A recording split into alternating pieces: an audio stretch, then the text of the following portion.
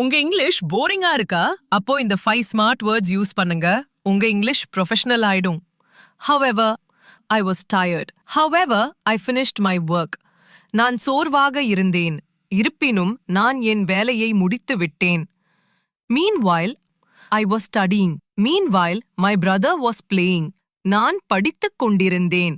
இதற்கிடையில் என் சகோதரன் விளையாடிக் கொண்டிருந்தான். Therefore, it rained heavily.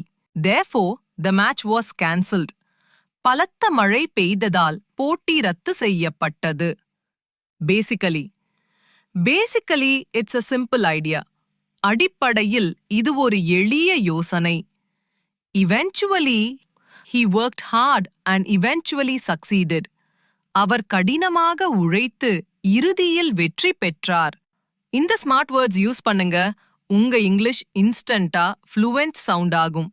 இந்த வீடியோ யூஸ்ஃபுல்லா இருந்த ஒரு லைக் போடுங்க, சப்ஸ்கிரைப் பண்ணுங்க.